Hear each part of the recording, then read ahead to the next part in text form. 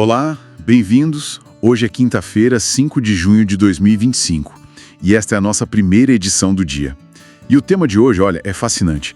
A gente vai falar sobre a possibilidade, que parece bem real, de o Brasil se tornar a primeira grande economia carbono negativa do mundo. Exato. Um país que conseguiria, tirar mais gás carbônico da atmosfera do que de fato emite. É uma meta ambiciosa, né? Muito ambiciosa. E tem sido mencionada por gente importante, como o João Paulo Ribeiro Capobianco, lá do Ministério do Meio Ambiente. Sim, ele tem falado sobre isso. Então, a nossa missão aqui hoje é mergulhar nos materiais que a gente recebeu. Queremos entender os avanços recentes do Brasil nessa área ambiental. Mas também, é claro, olhar para os desafios, para as ameaças bem concretas que podem, comprometer essa liderança climática que está se desenhando. Ok, então vamos lá, vamos empacotar isso. Começando pelo lado bom, né? Os avanços. E eles são bem notáveis, viu? Sim, temos dados positivos. Exato. Teve uma queda bem expressiva no desmatamento em 2023, coisa de 32%, segundo o MAP Biomas, é bastante coisa. É uma redução considerável, sem dúvida. E tem mais. Os números mais recentes do Monitor do Fogo, também do MAP Biomas, mostram uma redução de 70% nas queimadas. Isso no primeiro trimestre agora de 2025. 70% é impressionante. Pois é. A Amazônia ainda concentra a maior parte, uns 84% da área queimada. Mas a queda, no geral, foi muito forte. Parece que tem um esforço mais coordenado vindo do governo, né? Casa Civil, 19 ministérios articulados. E planos específicos, né? Não só para a Amazônia. Isso. Planos para todos os biomas. O Cerrado também está incluído, por exemplo. E o que é fascinante aqui, eu acho, é justamente como esses resultados, esses números, eles recolocam o Brasil, numa posição de destaque no cenário climático global. Certo. Para atingir essa neutralidade, ou até um balanço negativo de carbono, o caminho passa fundamentalmente por zerar o desmatamento e recuperar áreas degradadas. Os avanços mostram que, é possível. Mas não é simples. Definitivamente não. A jornada é longa, é complexa, não adianta só o discurso, Precisa consolidar a governança ambiental e, o que é crucial, enfrentar as resistências políticas internas, e elas são significativas. Essa questão da vanguarda é animadora, claro. Mas essas resistências políticas que você mencionou, elas já têm, uma forma concreta? Imagino que sim, Principalmente lá no Congresso. Tem umas propostas de lei que acendem um alerta vermelho. Precisamente. E aqui é onde a coisa fica, realmente interessante. No sentido de preocupante, claro. Qual o principal ponto? Um dos pontos mais críticos é um projeto de lei que quer mudar todo o marco do licenciamento ambiental no Brasil. Essa discussão é antiga e sempre volta, né? Volta. E agora com aspectos bem controversos. Um deles é a criação de uma tal licença por adesão e compromisso. Adesão e compromisso. O que isso quer dizer na prática? Parece que simplifica, mas... Simplifica demais. Esse é o medo. Para muitas atividades seria quase como, obter uma licença só com a promessa do empreendedor, dispensando a análise técnica prévia, aquela análise detalhada dos órgãos ambientais que hoje é padrão. Pula etapas importantes de avaliação de impacto, então. Exatamente. Etapas cruciais. E tem mais coisa preocupante aí. A proposta também quer tirar poder de decisão dos conselhos ambientais. Aqueles com participação da sociedade civil. Esses mesmos. O poder ficaria mais concentrado nos órgãos executivos do governo.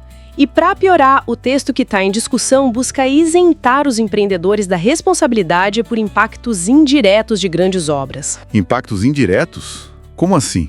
Poderia dar um exemplo? Claro. Pensa numa grande hidrelétrica ou numa nova rodovia rasgando uma área. Essas obras não causam só o impacto direto ali no local.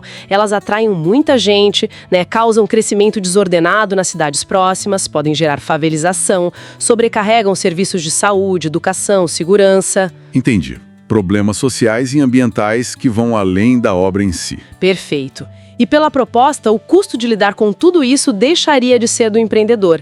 Seria transferido integralmente para o Estado, ou seja... Para nós, contribuintes. Exatamente. Para nós. Não é à toa que a repercussão internacional está sendo bem negativa. O jornal É o País, por exemplo, chegou a chamar a proposta de Projeto de Lei da Devastação. Criticou duro essa possibilidade de autolicenciamento. Nossa. Quer dizer, enquanto a gente vê avanços de um lado, No campo, na fiscalização, tem esse risco enorme vindo do legislativo, de um retrocesso legal. E, além do licenciamento, tem outra batata quente ambiental na mesa, né? Tem, sim. A exploração de petróleo na margem equatorial. Pois é. Isso levanta uma questão importante sobre coerência, né? Como é que a gente concilia essa meta de ser carbono negativo com a ideia de abrir novas fronteiras de exploração de petróleo, ainda mais uma área tão sensível? E qual o ponto central da polêmica agora? O ponto técnico que está pegando mais agora é a ausência da avaliação ambiental de área sedimentar, a tal da AAA. AAAs. É um estudo mais amplo que deveria ser feito antes, sabe? Para entender os riscos e a sensibilidade ambiental de toda a bacia sedimentar, não só de um bloco específico. E não foi feito. Não para toda a área como deveria. E o Ministério do Meio Ambiente tem insistido nisso. Sem esses dados consolidados da ASS, não tem como garantir a segurança ambiental da operação, mesmo com toda a pressão econômica e política que existe, né? Entendo. Como até o The Guardian comentou, essa falta de base técnica torna qualquer licença concedida agora muito frágil do ponto de vista jurídico. É um risco enorme. Então, resumindo um pouco, o que tudo isso significa? Parece que o Brasil está mesmo numa encruzilhada, né? Exatamente. De um lado tem essa chance histórica, talvez única, de liderar a agenda climática global. Quem sabe até ser pioneiro com economia carbono negativa. Mas, do outro lado, tem essas forças internas, essas propostas bem concretas no Congresso que ameaçam minar justamente as bases dessa liderança. Podem enfraquecer décadas de construção da nossa legislação ambiental. É exatamente este cenário. É um momento muito decisivo. As escolhas políticas, as escolhas legislativas que estão sendo feitas agora, neste momento, elas vão definir o rumo. Certo. Vão dizer se o país consegue, de fato, consolidar esse protagonismo ambiental, aproveitar essa janela de oportunidade que está aberta, ou se essa chance vai ser perdida por causa de disputas internas e desse possível enfraquecimento das nossas ferramentas de proteção ambiental. Ferramentas que foram construídas com muito esforço ao longo de décadas, né? Fica muito claro que o caminho para se tornar essa potência ambiental é complexo, cheio de disputas internas. Vamos precisar acompanhar de perto. Com certeza. Bom, a gente vai explorar isso ainda mais a fundo. Mas antes, faremos agora um breve intervalo. Já voltamos.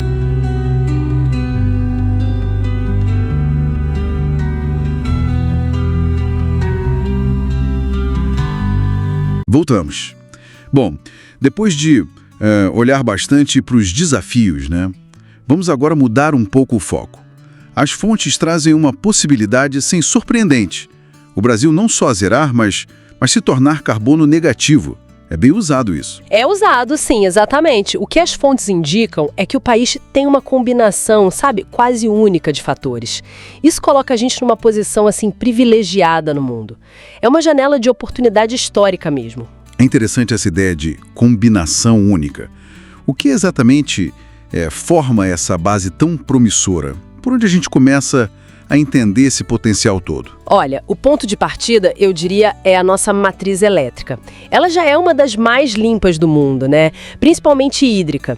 Mas o potencial para expandir é, assim, gigantesco. Especialmente com solar e eólica, que os custos, estão despencando. Certo. E ainda tem o desenvolvimento forte do hidrogênio verde e, claro, o uso que a gente já tem super consolidado de biocombustíveis. Etanol, biodiesel, isso já faz parte, né?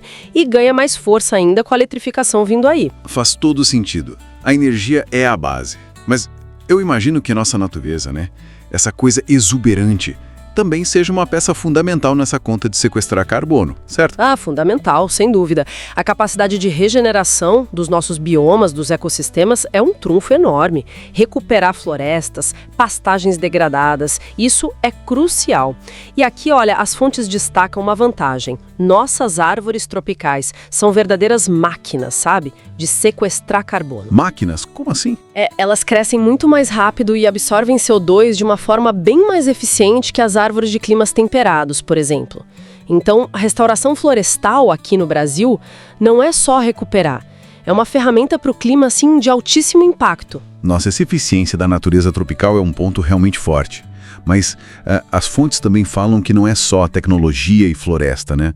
As pessoas, as comunidades, elas têm um papel central nisso tudo. Como que isso se encaixa? Precisamente.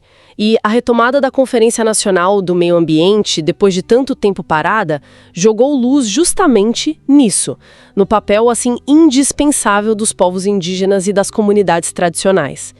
Os dados mostram, sabe? São claros, os territórios deles são ilhas de conservação. Muitas vezes até mais preservados que as próprias unidades de conservação do governo. Então, fortalecer essas comunidades, garantir direitos, infraestrutura, não é só uma questão de justiça social, é estratégia climática inteligente mesmo. Entendi. Faz todo sentido essa conexão entre conservação e as comunidades que já estão lá, né? Agora, tem uma área que sempre gera muito debate: o agronegócio. Ele é muitas vezes visto como parte do problema.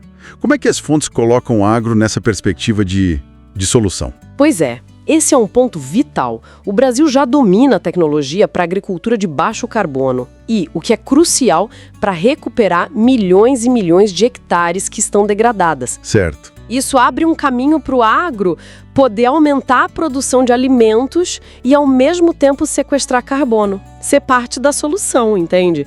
Eventos como o Brasil Climate Investment Week 2025, por exemplo, eles sinalizam que tem interesse do capital em financiar essa transição para uma economia mais regenerativa, que busca restaurar, não só, mitigar os danos. Essa visão mais integrada é poderosa mesmo. E como esse potencial todo do Brasil se conecta com o cenário global?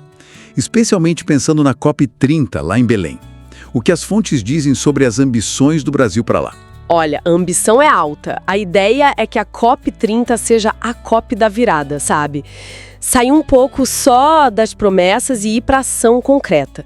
O Brasil tem atuado bastante no que chamam de diplomacia das NDCs, quer dizer, buscando ativamente que outros países aumentem suas metas climáticas, as contribuições nacionalmente determinadas. E claro, a ideia é liderar pelo exemplo, mostrar com investimentos, com ações, que essa transição é viável. A imagem de um mutirão global pelo clima acho que resume bem o espírito que se busca. Então, se a gente junta todas essas peças, energia limpa, essa natureza potente que a gente tem, o conhecimento tradicional, um agro mais sustentável e essa diplomacia ativa, o caminho para ser carbono negativo parece, assim, tecnicamente possível.